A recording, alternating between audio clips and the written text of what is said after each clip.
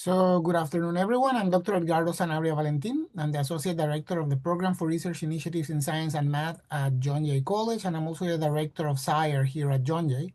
And today we're going to be talking about 3 practical steps that you can start taking right now to prepare for your future careers.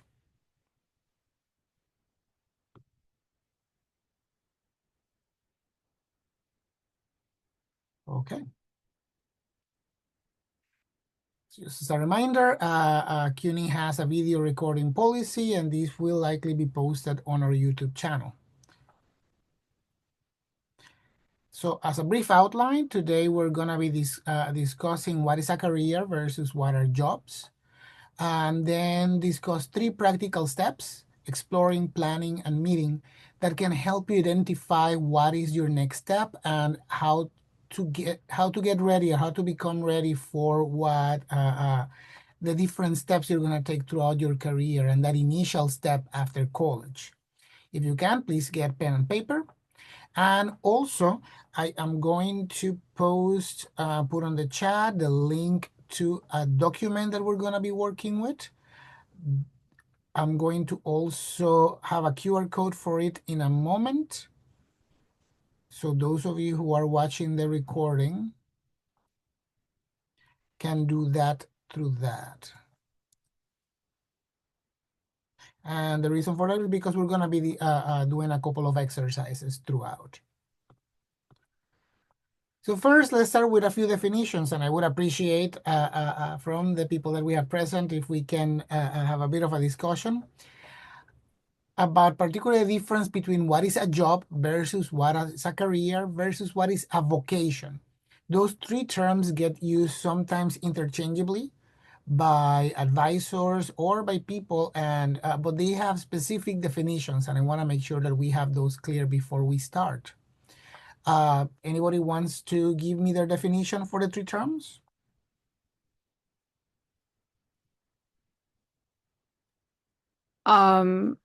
Like a job might be like an individual job, versus like a career, maybe like a specific field. Um, and the vocation, I'm not too sure. I always thought it was kind of like synonymous with a job. But I feel like it can also cover like a field, like you're going to vocational school to learn like a certain like specialized job. I'm thinking like electrical engineering type of thing or like that, but that's my idea. Yeah. Particularly the term vocational gets thrown around a lot with in professional development, something more technical, but it also has some larger definition when you look at the origin of the word. How about you, Lyric? I agree with Jennifer. I know that like a job is usually like kind of like a one-time thing. There's not a lot of moving up or down, like, but a career, there's a lot of like growth in it, like continual growth. Whereas like a job is like you do a single task or you do a single set of tasks and kind of just do that for the entirety of that job. And I'm not sure what vocation is either. Okay, thank you very much. Yes, so job, which is the one that we most commonly refer to, most commonly talk when we talk about career development, is what you do to get a paycheck. It's your day to day. It has a set of tasks and duties that you are going to be responsible for accomplishing. It's focus on short-term goals, what you need to accomplish within a particular specific time frame. And in most cases, you're going to use your education and your training to both do and advance in that job and to move forward in that job. Career, in the other hand, is your professional journey or occupation. So you take a step back, and generally, a career is a big concept word. You can look at it from now towards the future, what you want your career to be and how you're going to prepare for that. Or while you are in it, is what's going to define sort of the big picture of your professional life. It's not that easily defined. It rarely follows a straight path because, again, no one has a crystal ball, and if you have one, please let me know what the lotto numbers are going to be. And you pursue a career to reach your long-term goals. Throughout your career, you're going to use your skills, your values, and your interest to advance in your job. So your career is less of the day-to-day and more of the big picture. A vocation is your personal calling. What do you want to be, and pardon the expression, when you grow up? What drives you to show up every day?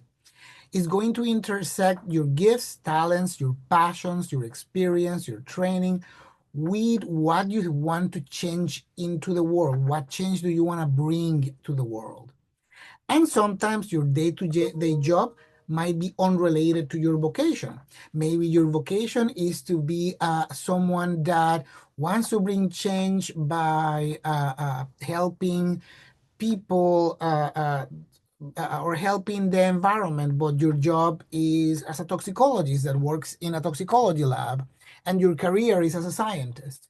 So your vocation is more personal. Your career defines the big picture of your professional life, and your job is what you do day to day. Ideally, your job is going to advance your career, and your career will match your vocation. That is best case scenario. But not all the time is like that. Sometimes we just have to take a job because we have to take a job at that moment, and that's okay. Now, I like to start any professional development workshop with this quote. La carrera perfecta es una en la cual tú tienes un trabajo que puedes hacer bien y que te gusta hacer. That translates to, the perfect career for you is one in which you have a job that you do well and that you enjoy doing the work. That was given to me by Blanca Valentín Ramos. And if you can see from my last name and her last name, she's my mother. She was a high school career counselor and she's now retired. And the joke in my house is that I'm slowly becoming my mother professionally, only at the college level. So let's bring this back into professional development terms.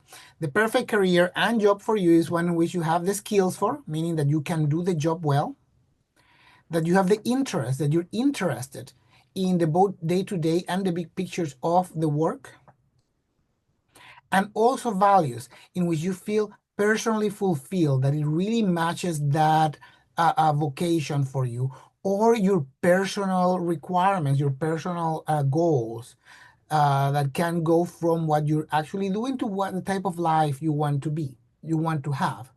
So a job in which you can actually do, that you're interested and maintains you interested, and also in which you feel good about doing. So that is, again, perfect career, perfect scenario. Careers in general are not linear and are often unpredictable. If you talk to, when you're in college, most of the professionals in your field that you meet are your professors. And a professor goes to college, then goes to grad school, then does a postdoc or two, then they become assistant professor, associate professor, then full professor, and then emeritus professor, and then I guess they die or they retire. So those professionals are professionals in education, and most of them follow that path. But out there in the real world, most people do not have those, do not follow careers that are that defined. There's still some, like careers in academia, that do, but particularly for students that are millennials and Gen Xers and Gen Zers, I'm sorry, not Gen Xers, Gen Zers, right now the job market, the way it's looking is that you're going to transition from job to job every 2 to 4 years. And also there's going to be even more jumping between different jobs as you discover more what your passions are, which was something that Generation X and Generation X and older generations were not taught to follow. You were told you go to college, you get a job, and then you stay on that job until you retire. That doesn't mean that just because they're unpredictable, you cannot plan. And we're going to be talking about how to develop those plans in a bit. Now, as I mentioned before, perfect scenario is that you're going to be able to relate the jobs to your career aspirations. As I mentioned, These careers are not going to be linear. In some cases, you're going to be able to follow an easy defined path. In some cases, it's not so easy, and you're going to have to either follow multiple paths or develop your own without a specific template. I can give you two examples of both categories. For example, an easily defined path is to become a brain surgeon. To become a brain surgeon, you finish a bachelor's degree and complete some prerequisite coursework. You also do some experiences that will allow you to become a competitive applicant for medical school. You apply and get into medical school. Medical school takes 4 years. After that, you gain acceptance to a neurosurgery residency that takes between 6 and 7 years. After that, you do a brain surgery fellowship that is 1 to 2 years where you're subspecializing in that particular type of surgery, and then you become a brain surgeon. That, for example, defines the career of Dr. Alfredo Quiñones Hinojosa, also known as Dr. Q. He's the author of Becoming Dr. Q, My Journey from Migrant Farm Worker to Brain Surgeon. And he's going to be the subject of an upcoming Disney biopic that's being produced by Brad Pitt for some reason. That it doesn't encapsulate his life. That was just the path that he took. As you can see from his story, he started as a migrant farm worker. His parents immigrated into the country legally. He worked on the fields collecting fruit in California before he was discovered and given the opportunity to attend college. So although that template that you follow for some of those careers is very set, it doesn't necessarily reflect your personal history and your personal steps. So you also have to take that into consideration, but you have to try to figure out how to best take advantage of those personal experiences towards your career development. On the other hand, sometimes defining what that career progression is going to be is not very easily defined. For example, to become a higher education administrator in STEM, that's not something that you go into a program and then you become one.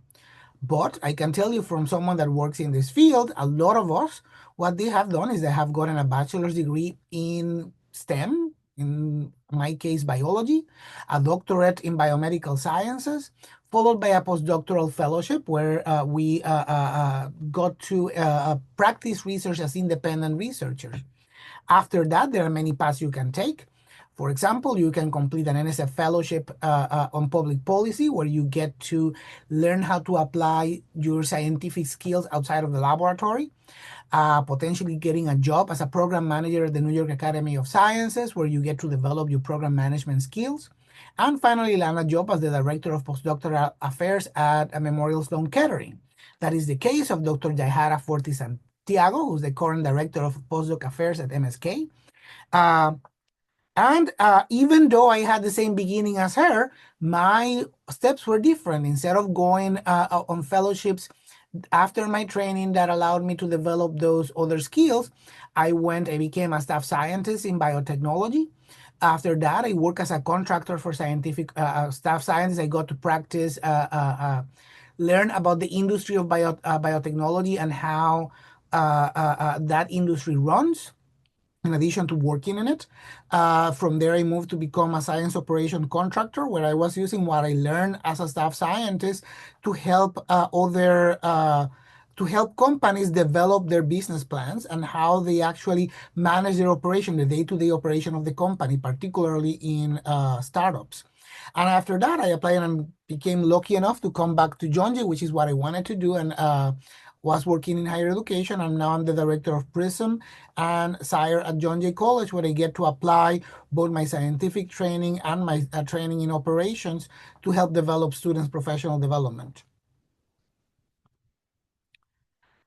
There's many examples of stuff that goes like that there might or might not be a path. For example, for Oprah Winfrey, she had a degree in training in undergraduate degree in communications.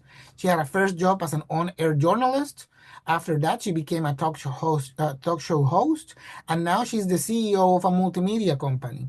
And that is all part of her career as a media mogul. Now, you could argue, was this stepwise or by chance? Was this stepwise by design or by chance? Did she actually plan this ahead of time, or did she have an idea? Does that really matter? When you look at it from where she is right now, Not necessarily, but by seeing that those steps are there and recognizing what is your career aspiration will allow you to recognize the different opportunities as they present themselves so you can take advantage of them. If you notice in her career and in the other three that I presented, each job provided skill development for the next stage. So that's something that you can take advantage of. As you move through your career, always keep in mind what is your that ultimate goal that you have and how can you take advantage of it for what is going to be your next step. And finally, in all those examples, is each experience build upon each other to prepare them or prepare the professional for the next. Now, why are we here? Because you're in the spot where you're going to be graduating in the next year or two, and right now is where you worry. What is my next step? Is it grad school? Is it a job? Is it more training? And that's what we're going to talk about: how to really secure what is that next job. Sorry, that came in too. So when it comes to you, what is that career? What is it that you want to do? You're on the first step, which is receiving that training. There might be other training that you want to talk about or you want to consider. And then there's going to be your entry level job, middle level job, and your senior level job. So what we're going to talk about right now is about 3 steps that you can start taking right now so that you increase your chances of getting an entry level job that will match your career aspirations and your vocation. So, do you know what you want to be in the future? And do you have an idea of what those jobs are? And I'm asking you guys, do you know what you want to do? What is your next step? What do you want to be doing in 10 years? And what do you want to do? Oh, crap, I forgot to record.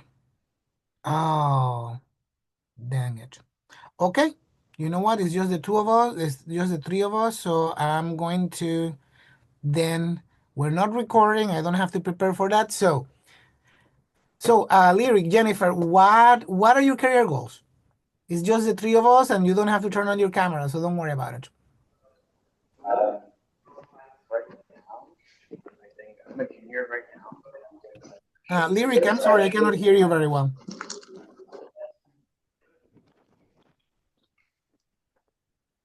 Hello? Now I can hear you. Okay. Right now, I'm a junior doing astrophysics research with CIRE. And I'd really like to become a researcher at the American Museum of Natural History for astrophysics. That's awesome. How about you, Jennifer? My like long-term career goal would be to be a clinical psychologist.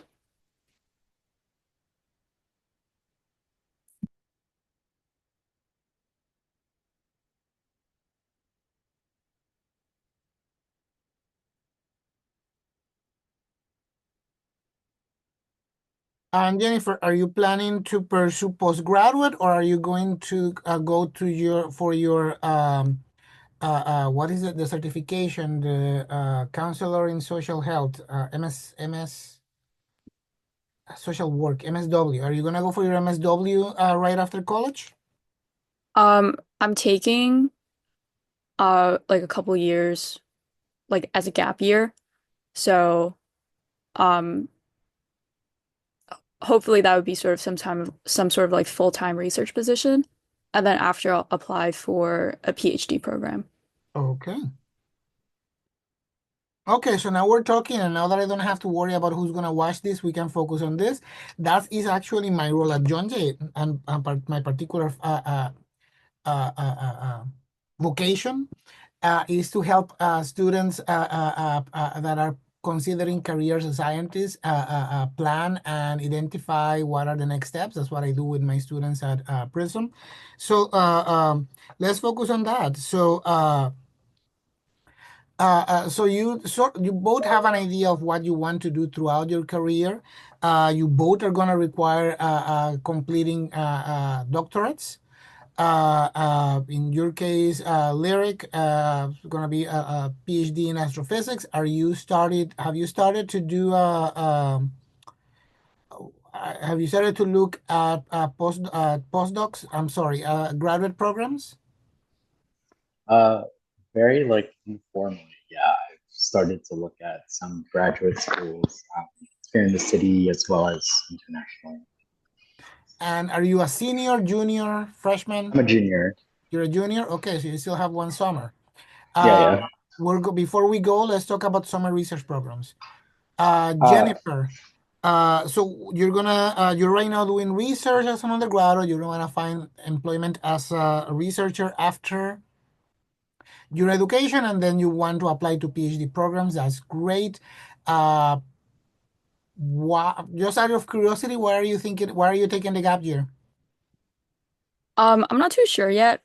Um, I call these like post-bac jobs. At least that's what they're called among like the people who are also interested in pursuing clinical psychology PhDs. But um, I'm in the process of applying, like what coincidentally you just mentioned a summer program, but I have a mentor. He's currently in a graduate program and he's like sort of guiding me through this.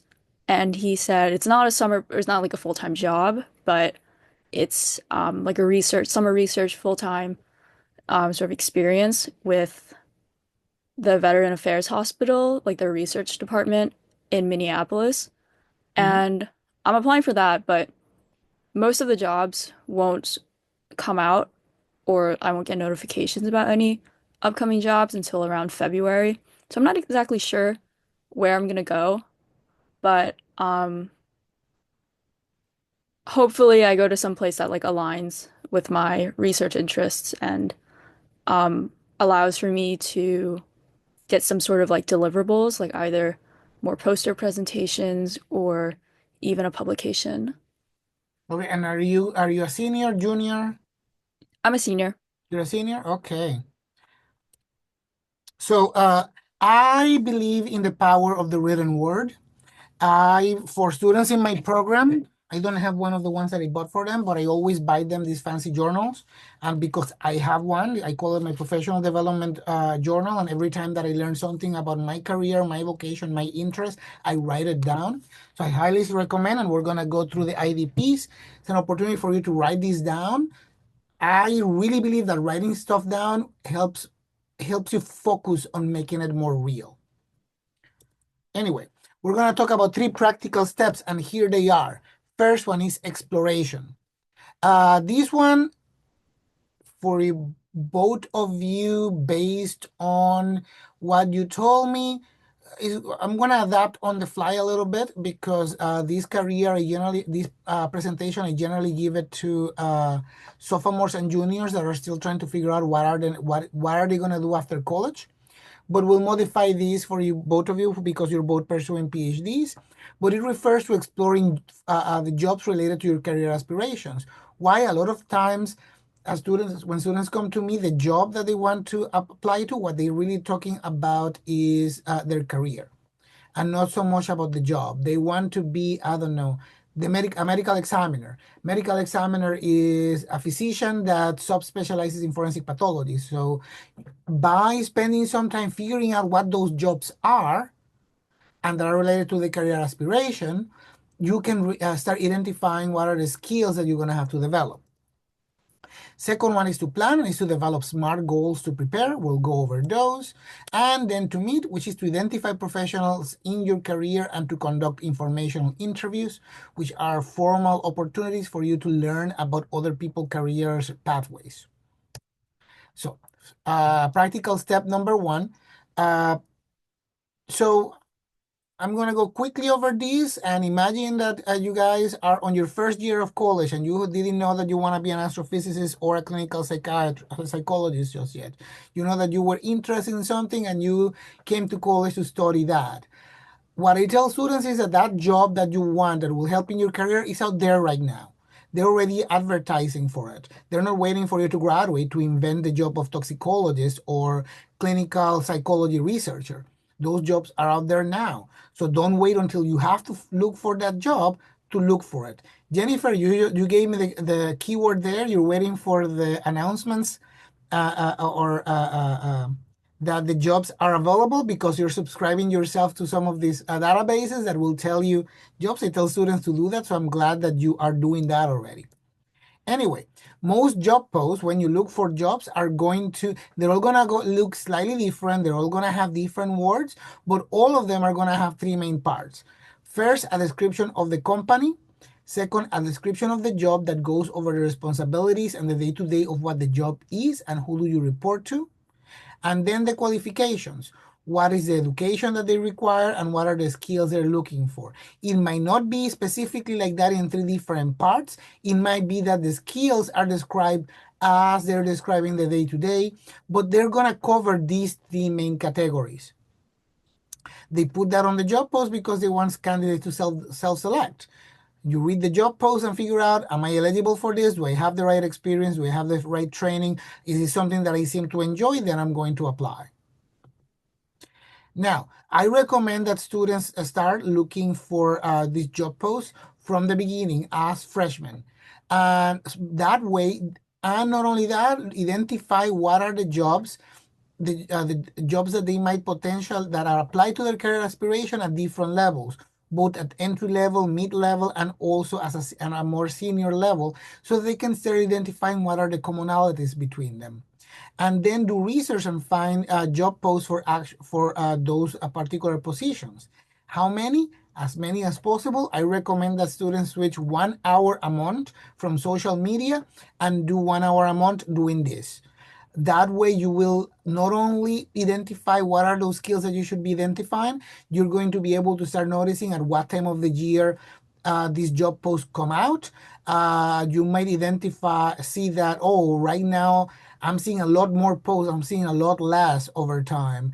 That means that there's going to be more jobs for the field, there's less jobs for the field. Maybe the jobs changed names, maybe they started developing or requiring new skills.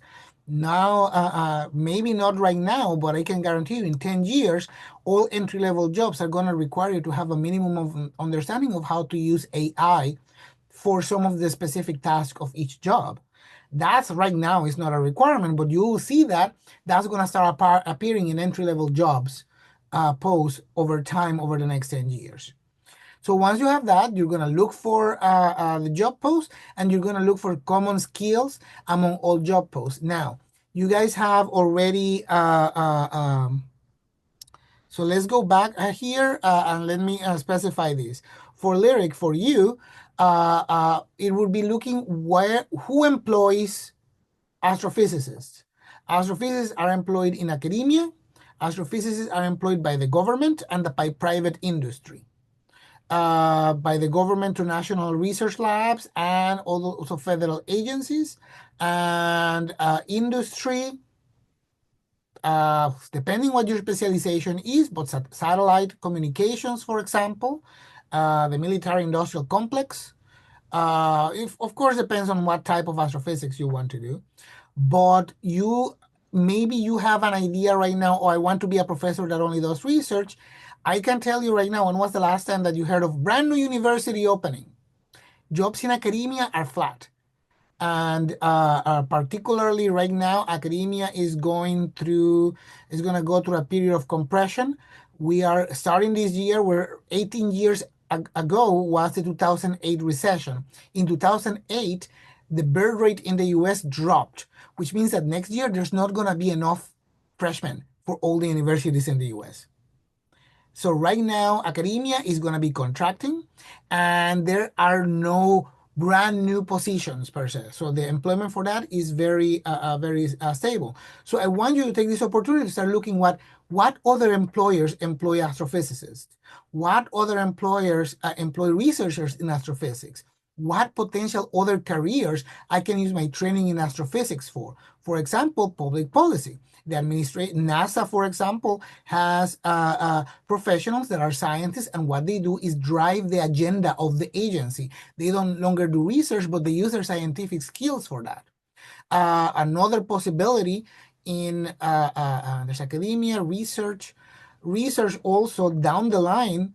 Researchers don't do research. What they do is run the lab. When you run the lab, you're writing proposals, finding funding, and networking for collaborations. So those are skills that you're going to have to develop Now, if you want to become a successful researcher, because research on the bench ends after your postdoc in STEM.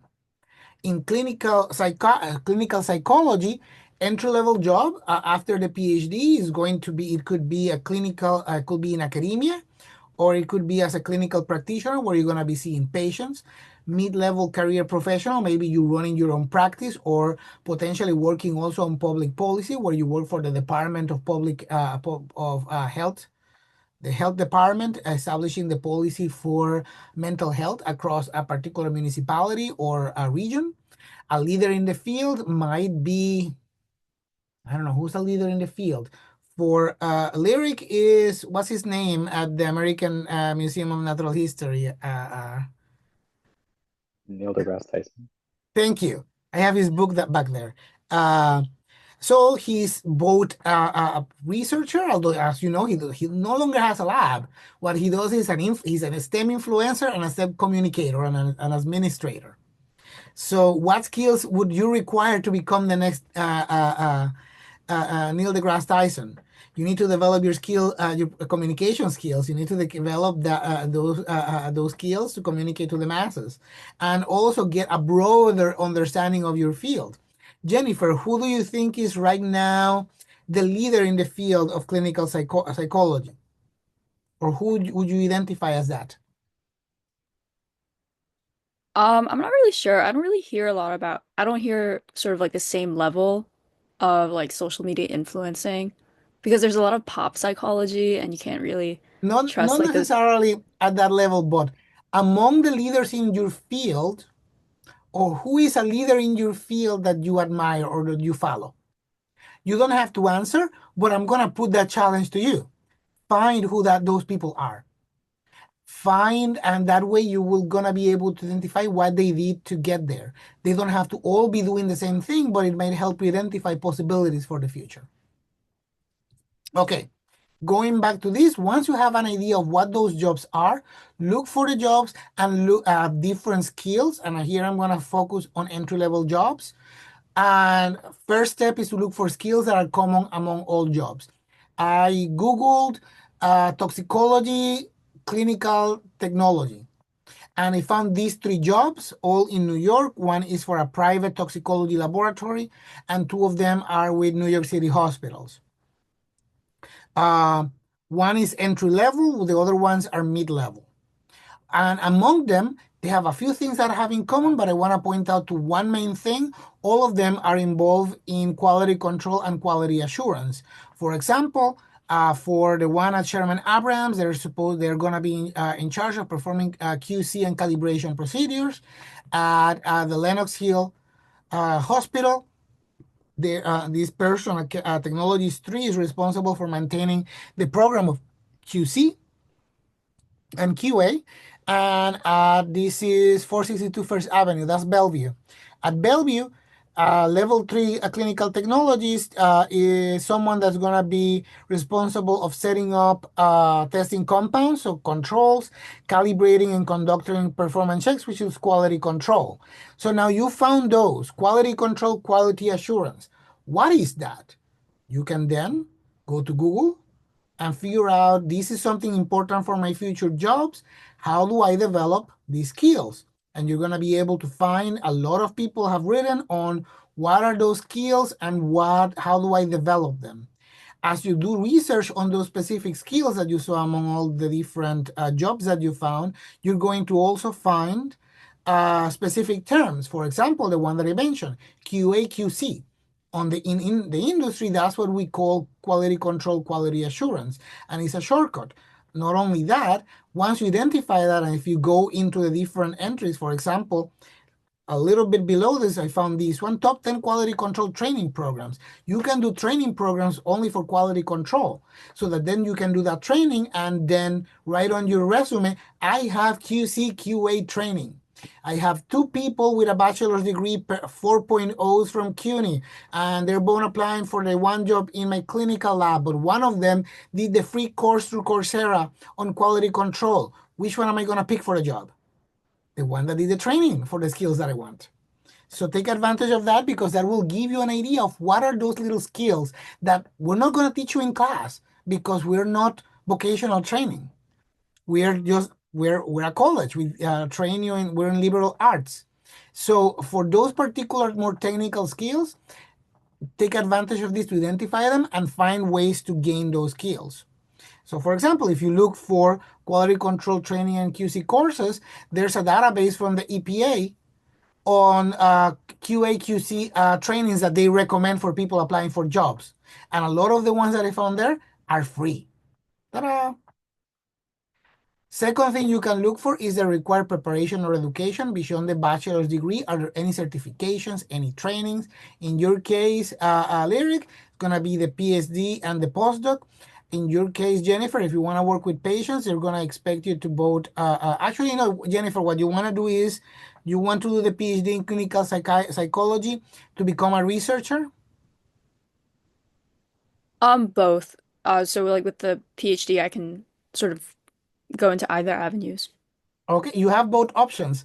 So you know that to get a job, you're going to have to demonstrate, particularly for if you want to do the in-person finding jobs, particularly in private practices, once you have the, what is the name of that certification? Something in social work, which is code word for I got trained to work one-on-one with patients. Once you have that, you can work as a therapist, regardless of your level of preparation. That's the minimum required. So you, by looking at different jobs and finding what are those trainings, what are those educations, you can look for opportunities to gain them. And in your case, Lyric is gonna be, excuse me, lady. Sorry. Oh, she never jumps on the, where did it go? Share screen. Okay, where was I? Okay. Uh, you're going to require a PhD, you're going to require a postdoc to get to the PhD level. You're going to require a research experience. You're doing it right now at your CUNY campus, which was the one in the Bronx. I forgot the name. Anyway, your campus, Lehman. Um, and but for the medical technology technician, if you can see, all of them require a bachelor's degree. For these two, it specifies them. For laboratory technology, 3 chemistry at Lenox Hill, it requires all the requirements for level 2. A level 2 requires all the requirements for level 1, and for level 1, it requires a bachelor's degree. Not only that, 2 out of 3 mention that you need to have the clinical laboratory technologist training. What is that? That's not something that we give as a bachelor degree at CUNY, for example, actually, but we do it at the associate level. So if that's your interest, then you can go to Google and how do I get that training? And you can find different opportunities to develop the training so that you can get that certification to pursue that career and to be ready for that job. Not only that, you can look, because you're still in your undergraduate, you can talk to your program director, whoever is me at your institution. Hey, do you have resources where I can do this? If you were a John Jay student, I can tell you, actually, if you go for that certification through my C-STEP grant, I can pay for the course. So go take it, and then afterwards, I'll reimburse you for the course. Ta-da! By knowing what you're going to require, you can look for opportunities right now to get it accomplished right now, and so that you're ready for that job. Then something that you can do over time is, as you learn about those specific jobs, I'm sorry, hold on. You need to move. Okay. You can start creating composite job posts. And that is finding all those things that are common to those job posts, are creating lists so that you have them. Again, there's power in writing it down. There's power in having a spreadsheet somewhere where you keep records of this, because then maybe you'll get an email from someone in the college saying, hey, there's a free training in this, or there's a workshop on this, or we just bought a new piece of equipment for, and you realize, oh, that piece of equipment, that spectroscoper, that's something that I saw on jobs, entry-level jobs for an astrophysicist. Maybe I can go and do that workshop for the new piece of equipment that my department just bought. By knowing those things now, you're gonna be able to recognize the right opportunities as they come along. This is sort of how that's going to look like. So I went through those 3 job posts. All of them mention quality control on the skills. Most of them mention, actually, it should be 3 of 3. All of them require a bachelor's degree. 2 of 3 require the CLT certification. And then other things that you notice. For example, or all of them require that this person is going to be the person responsible in ordering supplies, maintaining documentations. So you can look for opportunities right now and through your development on how to develop those skills. For example, if you work in a wet lab, you can talk to your PI and tell them, hey, can I be the person that orders the supplies and maintains the stock of supplies for the lab? They're going to say yes, please, and thank you. And that way, when you apply for that job, you can write on your cover letter or on your CV that that was one of your skills. I write that because that was for me. That's something that I did because I knew that I wanted to work in the operation side of science. Uh, every lab that I work with, I was the person responsible for ordering the supplies. And let me tell you that when I got my first job in industry, that was one of the things that they look. It's like, oh, you have contacts with vendors. You know how to work a PO and how to establish a line of credit with a vendor. We don't have that expertise on our brand new company, so please come join us. That ended up working for me down the line. So any questions so far about researching for your career aspirations? Not at the moment. Okay. Second step, you very likely have learned about IDPs, depending, I don't know if you're part of other programs at your institution, if you're part of MARC or RISE or any of these federal funded programs, you have to complete an IDP every year. But IDPs are individual development plans, and they're tools that assist people to to plan and develop for their careers. They started as a tool by HR for someone, and they're used throughout the federal government, for example, for someone to plan, how do I get to my next level? How do I get to my next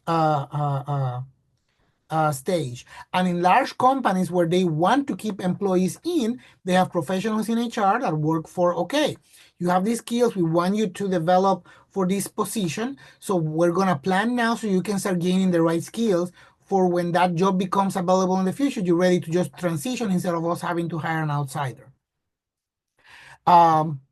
If you Google IDP or Individual Development Plan, you're going to find, again, this is a thing. It's been used for many years. But one of the first things that come is this one, my IDP, which was developed by the Association for the Advancement of Science, for the American Association for the Advancement of Science, which is the AAAS, or also the Publishers of Science magazine, which is one of the prime journal in the US, equivalent to Nature of the PNAS. And they develop an individual development plan specifically for scientists Lyric, I think you should start looking into it because you're going to go into the PhD. You can create an account. It's going to help you explore those careers. Everything that we've done so far, my ADP will guide you towards it. Jennifer, I don't think that it covers clinical careers. So because they focus mostly on STEM and natural and physical sciences, but maybe you should look into it. And you might find that actually very likely the APA has published an IDP for future psychologists. So you should look into it and see if they have their own. So what I did notice, the main one for science is my IDP from the AAAS, and it's focused on students or trainees that want to pursue PhDs and careers after their PhDs. So because of that, we developed one for undergraduates in STEM. We're going to be going over them. And they're the ones that I posted on the chat. So if you can please open it so you have the document and you can work on it on your time. I'm going to go over it really quick with you guys and how to use it. Our IDP has a self-assessment for your skills, interests, and values. So it makes you really think about what are the skills that you're going to require, what are you interested in your jobs, in your day-to-day, and what are your values? What do you want big pictures out of your career? It's also meant to be personal and iterative. This is not homework. This is not someone that you're going to show to anyone unless you want to. It's just an infrastructure for you to plan ahead. It leads to the development of SMART goals that we'll cover in a second, and was developed by us, which we're a program that our focus is to increase the success rate of our STEM students with undergraduates, CUNY undergraduates in mind. Now, SMART goals, and you probably heard this term, are goals that are meant to be specific, measurable, attainable, relevant, and time-based. Specific means, can I tell what the goal is? Am I specific enough? A goal can be, I want to be an awesome person. That's not very specific because there are many ways of becoming an awesome person. I want to be a clinical psychologist at the PhD level. That's specific because it tells you it's going to be able to tell you specific what is that you want to do in specific enough terms. Is it measurable? Can you tell when you were done? Can you tell when you're done being or becoming a good person? Not really. Can you tell when you're done becoming a clinical psychologist at a PhD level? Yeah, you finish your PhD and you start practicing. Is it attainable? Is it something that you can actually attain? Hopefully, becoming a good person is attainable. I'm knocking on wood. Everybody wants to do that. But both of your goals, as you mentioned, are both are attainable and are realistic. And are the goals relevant towards your overall goals? In this case, what we're talking right now is your career aspiration.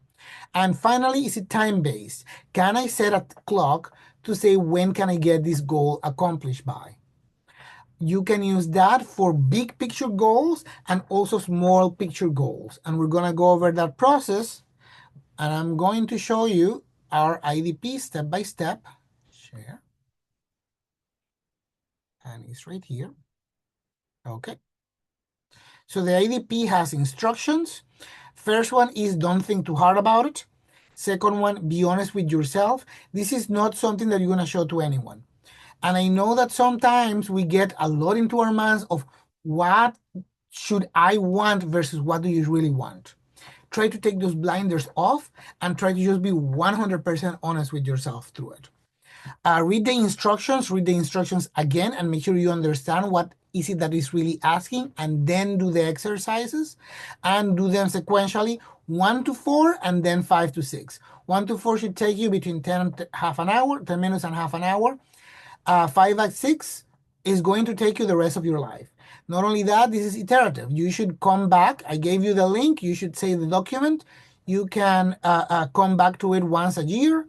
And I recommend that my students, I force them to sit down and do it in front of me once a year. They don't have to show it to me, but they have to do it. So the first one is a skill inventory. I listed here a lot of skills in different categories that are expected of people in STEM. So the guide is identify 15 that after you've done your career research, you think are going to be important for your career or your jobs or your profession. Mark those 15 and then move on to exercise number 2. List them, and then after you list them, rate yourself. Is this something that I got in my bag? Is this something that I am developing, or is it something that I have no idea? I don't know if I have it. I have to focus on developing this right now. That will allow you to develop priorities in your skill development. Third exercise are self-assessments. These are, is interest. And this refers mostly about the day-to-day job. What do you want to do on a day-to-day job versus what you don't want to do? Here, be honest with yourself. You also use what you've learned from your career aspiration based on what you think maybe is not something that you're very good at right now or that you have. But by going through the task, if you saw it on all the jobs and then you do the task and you realize, you know what, this is not something that I know very well or that I'm not going to be very happy doing, it can guide you to a plan B, or it can guide you to, okay, I have to become better at this. I have to learn how to enjoy it. Or I have to learn how to, basically I learn how to enjoy it really. Sometimes you just have to, grin and bear it. One of the things that I do day to day in my job is reply to a lot of emails and be in constant communication with a lot of people in the college, a lot of other administrators. It's not something that I enjoy, but I've learned to live with it. It's gonna have very general things like working indoors versus working outdoor, interacting with clients or patients, or working mostly by myself, talking to large groups of people, or supporting the safe practice of work related. Rate yourself based on how excited you would be of doing that versus how not excited you're going to be. And also maybe keep a second column on the side of this is something that I saw on every job that I looked into versus this is something that I've never seen, so it might not be that important. After that is your values. What do you care about you personally for your career? And here again, be honest with yourself. Number 10, this is something that I don't care about, versus one, I don't need this to be fulfilled, versus this is something that is essential for me. And they're very abstract things. For example, influencing people, being in a position to change attitudes and opinion, being on current parlance, an influencer, being able to influence other people. That's something, for example, that I rank 10 in my list because I want to be my career vocation is be the person that helps students identify what is the next step after college. Uh, and then there are other categories, rate yourself. And then we go into the SMART goals. In that case, there are two parts. First one is big picture goals. In 1 year, I want to do this. In 5 years, I'm gonna want this other thing. And in throughout my year, I'm gonna want these other things. Here's space for three of them. You don't have to fill them all, but it's something that you can keep coming back to. And it's something that, again, there's power in the written word. So write it down now. Let's go, for example, maybe I'm a pre-med student and my goal number one within the next year, I want to prepare for the CAR section of the MCAT, which is the critical analysis and reading comprehension. So once you have those big goals, then you can come down and turn it into SMART goals, where you're going to identify what are the skills that you need to develop to accomplish that goals, what are you going to do to accomplish them, and what is the time frame to do it. For example, to prepare for the CAR section of the MCAT, you want to develop your critical thinking skills. For that, the AAMC recommends that you use the Khan Academy resources that they prepare with them. Time frame, I want to get this accomplished in the next 2 months, in the next month. Also, I need to develop my time management skills because I have to also manage my classes. Maybe I'm taking a winter course. I have a job and I need to. So for that, and also I need to develop time management around taking the tests. And you do that by taking practice tests. So maybe the strategy that I'm going to do to develop my time management is to do the free AAMC CARS preps. And I'm going to get all of those done by February 25th. Third one, I'm going to increase my reading comprehension. And by that, the AAMC recommends that I read a lot and not just go beyond just reading, but comprehending and analyzing. So I'm going to read your all CUNY students. You have free New York Times accounts. The New York Times has a great op-ed section where people from across the spectrum talk about what they think and why they think that. Read them, analyze them. Do you agree with them? Do you not agree with them? I actually don't think this is right. This is going to lead me to read or learn more about this. This is how you develop that critical thinking around reading. And for that time frame, over the next 3 months, I'm going to be reading one op-ed every day. Okay.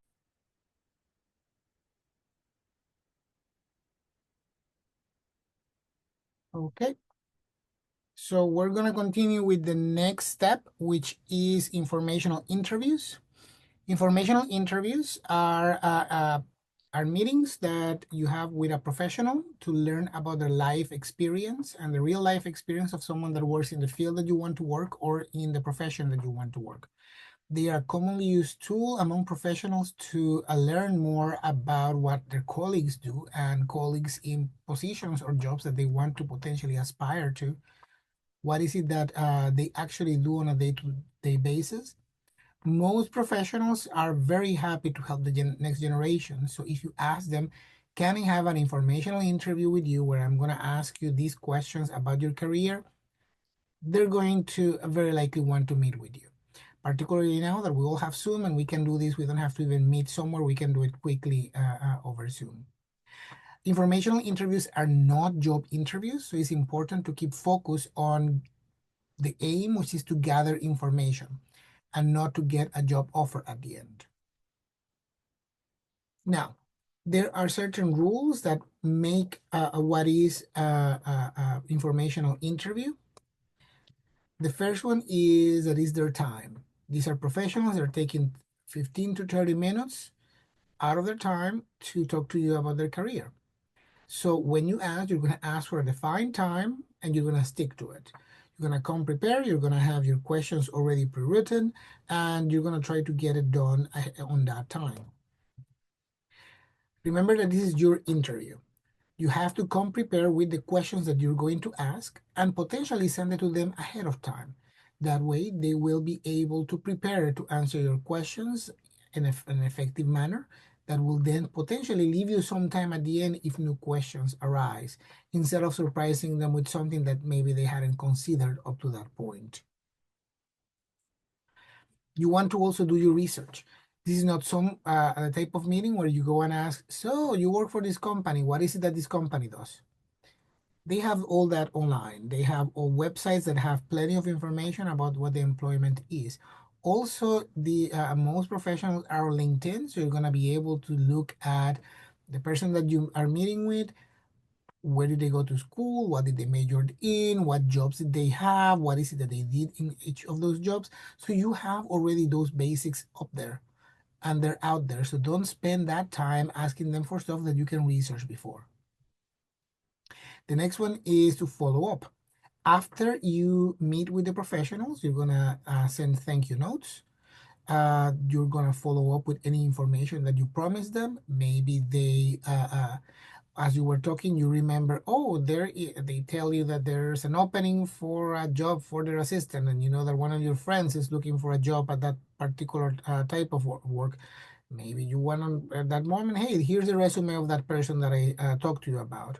Or maybe there's something that you know from your institution that these professionals should know about. Hey, here's the link to my program. Here's the link to use that follow up to tell them. And then also use that to network. That follow up note is a good opportunity to ask them, is there anyone else in your that you can recommend that I talk to in this field? They're all going to have colleagues and they're going to have wider networks that you have on the field that you want to join. So might as well take advantage of that and ask them at that moment, is there someone based on what we talked about? Is there somebody else that you think I should be talking to? Now, if you look online, you're going to find 15,000 articles that tells you that these are the questions you should be asking on informational interviews. There's not a right list of questions. The important part is that they sort of comply to a particular rule, particular rules that drive the conversation and the goal of the informational interview forward. Here are my 5 favorite ones from when I was doing this and I was in between jobs. First one is, what do you do in your day-to-day work? Because sometimes what we think that we know, it might not, our expectations might not match reality. And this is a good opportunity to learn what is it that you actually do in this job. What do you my favorite one is, what do you consider success in your line of work? Why? Because by seeing what other people consider success, maybe it will inform my opinion over what I should be considering success. It might open new ideas of stuff that I wasn't thinking about. One of the best responses I got to this question was from a scientist at Novartis, which is a big pharma company and an international pharmaceutical company. And they told me that started considering themselves successful when they became the person in the company that everyone from across the world, from every of the branches of that company, came to ask them about a particular process of the drug development, on the drug development process, particular part of it. She became the expert in the company, and that to her was being successful. And it's something I hadn't considered, so it really impacted me in that moment. What type of additional preparation did you pursue to pursue your current position? This is going to be on LinkedIn, but maybe they took a coaching session with someone. Maybe they went to or took a free Coursera course or a LinkedIn Learn course that taught them about it or taught them, allowed them to develop a particular skill that that information might not be out there. So you want to ask them, what skills are considered essential in your line of work? There's so much you can learn from a job description. There's so much you can learn from a job post. So asking people on those jobs will be beneficial. What do you like the most or least about this career?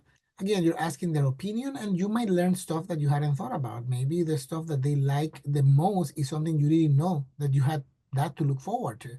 Maybe something that they don't really enjoy about their job is something that you think, you know what, I would be awesome at that. I would really actually enjoy spending time doing that. So great opportunities to learn. And as I mentioned, whatever you ask, it should follow one main rule. If you notice those questions that I told you, they all follow one trend. They all have something in common, and is that they are about them and not about you. This is about what are the skills in your job, what did you train, what do you do in the day to day. It's never about I am taking this class and I'm not doing well. It's never about what opportunity should I be taking advantage or am I in the right major.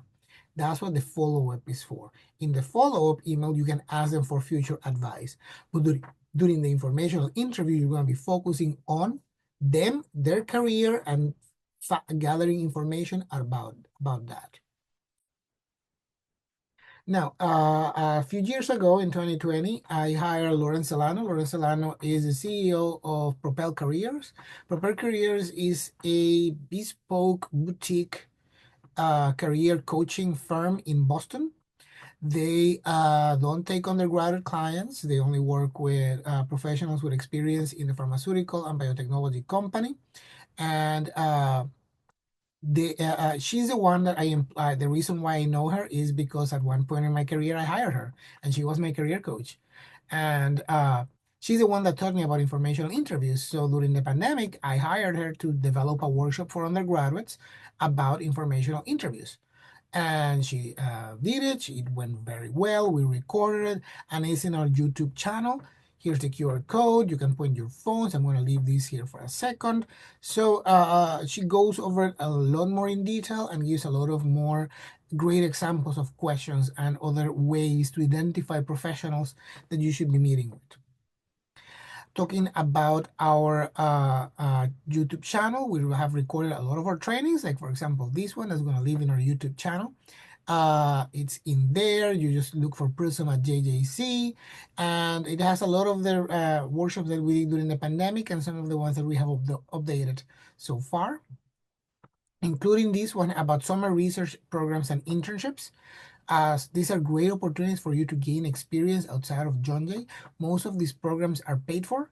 They are either paid by the National Science Foundation, private organizations, the NIH. So they will, you don't have to pay for it. Not only that, you will get a stipend, sizable in most cases. They will pay for your transportation and your housing during the time, so you can focus on that full time. And they are offered all over the world. Well, actually, all over the United States. This is a very American thing, including Hawaii, including Puerto Rico, including Guam. So over in this presentation, I go into a lot more detail about what these opportunities are, how to apply for them, and what is required to apply and why you should be doing it. I also created an additional resource using the CUNY Commons. So a web page where I basically put everything I know about this, about the process of undergraduate research experience in external programs. Why? I'm a product of them. I did one at Purdue University in Indiana and another one at NYU School of Medicine when I was your age, when I was an undergrad and many, many years ago. And they really transformed my life. They really showed me that I was a scientist already. I wasn't just a student, I was a scientist. And it guided me towards my career and was what inspired me to pursue the PhD. And without them, I wouldn't be here. And again, most of them pay. My guide, the one that I created, and here's the QR code, has a list of programs that I have vetted myself, but this list is not comprehensive. There are thousands of these programs, one of them through CUNY uh, out there, and they're all over the US. A great opportunity for you to go and, I don't know, spend a summer in California doing research at UCLA or maybe at MIT doing astrophysics research, or also federal agencies, government agencies have these programs, and also on that website there are summer programs for careers in healthcare for all of those of you who are pre-meds. Also on that guide, there are links to outside resources that will help you through the application. For example, how to guide, how to prepare your personal statement, how to find funding opportunities to go to present your research somewhere else, who to ask for recommendation letters and how to make that ask. There are links in there that will take you to those resources. All those resources have been vetted by me. Okay. That said, I have included on the email the links for all the resources that we talked about here. Again, I'm sorry for those of you from CIRE and CRISP that came to the workshop on time, only to not find me because I was in a different call giving the first half of this presentation, as you saw. And I'm also sending you my email. So if you have any questions, please feel free to reach me. I work at John Jay, but I will work with any CUNY student. Have a great day and thank you.